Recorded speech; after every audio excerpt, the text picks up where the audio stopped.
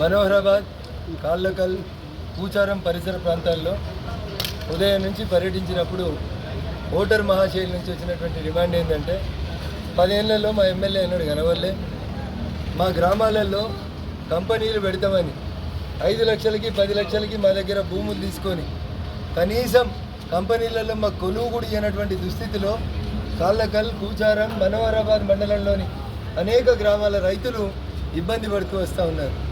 తెలంగాణ వస్తే మా నిధులు మాకే, మా నీళ్లు మాకే, మా కొలువులు మాకే అని చెప్పారు సార్. మా భూమి తీసి పెద్ద పెద్ద కంపెనీలకి ఇచ్చిర్రు, కళ్ళ కనీసం చెప్రాచి కొలువు కూడా మాకు వస్తలేదని అనేక మంది గ్రామస్తులు ఆవేదన చెందుతున్నారు. ఇకపోతే ఇది స్థానిక సమస్యల విషయానికి వచ్చినప్పుడు ఈ రకమైనటువంటి ఇబ్బందులు ఎదుర్కొంటూ ఉన్నారు.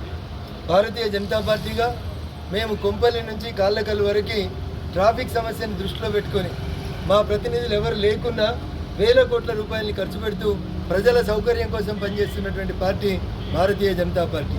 అంతేకాదు ఈ హైవే మీద అనేక బ్లాక్ స్పాట్స్ని ఐడెంటిఫై చేసి ఎక్కడైతే ప్రమాదాలు జరుగుతున్నాయో అక్కడ వీలైతే ఆర్ఓబీలు, ఆర్యూబీలు లేదా ఫ్లైఓవర్లు కడుతూ ట్రాఫిక్ నియంత్రణ చేస్తూ ప్రజల సౌకర్యం కోసం మేము పనిచేస్తూ ఉంటే ఇచ్చిన హామీలను అమలు చేయడం చేతగాని కాంగ్రెస్ పార్టీ రేవంత్ రెడ్డి గారు ఓ గాడిద గుడ్డు బొమ్మను పట్టుకొని, అసలు గాడిద గుడ్డు పెట్టదనే ఇంగిత జ్ఞానం కూడా తెలియదు ఆయనకి, గాడిద గుడ్డు బొమ్మను పట్టుకొని ఊర్లో పొంటి ఊరేగుతూ రిజర్వేషన్లు రద్దు చేస్తారు, భారతీయ జనతా పార్టీ అధికారంలోకి వస్తే బీసీలకు అన్యాయం అవుతుంది, ఎస్సీలకు అన్యాయం అవుతుంది, ఎస్టీలకు అన్యాయం అవుతుంది అని మాట్లాడుతారు.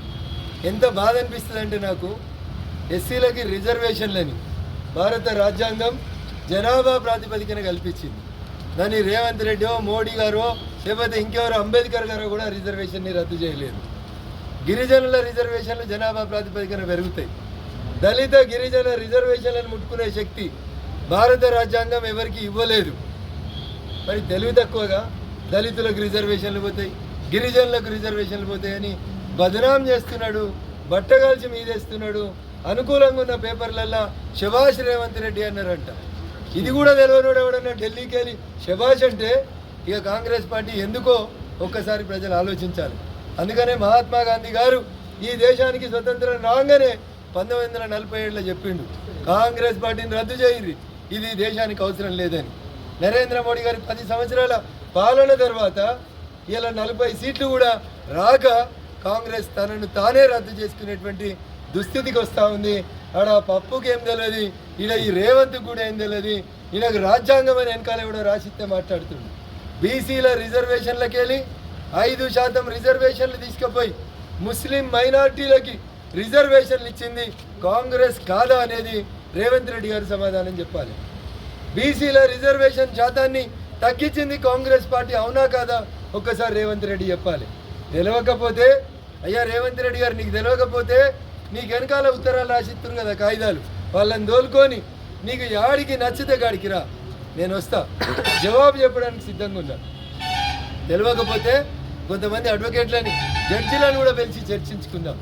భారత రాజ్యాంగం ఇప్పటికి 126 సార్లు సవరించబడితే దాంట్లో 106 సార్లు ఆ రాజ్యాంగాన్ని దాదాపు సవరించింది వాళ్ళ నాయన, వాళ్ళ బిడ్డ, వాళ్ళ కొడుకు తప్ప ఇంకొకటి కాదు. ఒకటే కుటుంబం ఈ దేశంలో భారత రాజ్యాంగాన్ని చిన్నాభిన్నం చేసిర్రు. 42వ రాజ్యాంగ సవరణ ద్వారా సెక్యులర్ అనే పదాన్ని తెచ్చిర్రు. ఇందిరమ్మ రాజ్యం పేరిట ఎమర్జెన్సీ తెచ్చిర్రు. ఆఖరికి మీడియా ఆఫీసులలో కూడా పోలీసు వాళ్ళని పెట్టి ఏం రాయాలి ఏమి రాయొద్దని బెదిరించిన నీచ సంస్కృతి కాంగ్రెస్ పార్టీ. అందుకని కాంగ్రెస్ పార్టీకి, రేవంత్ రెడ్డి గారికి ఈ పార్లమెంట్ ఎన్నికల తర్వాత తెలంగాణ ప్రజలిచ్చే బహుమతి పెద్ద గాడిద గుండు తప్ప ఇంకొకటి కాదని చెప్పి ఈ సందర్భంగా తెలియదు.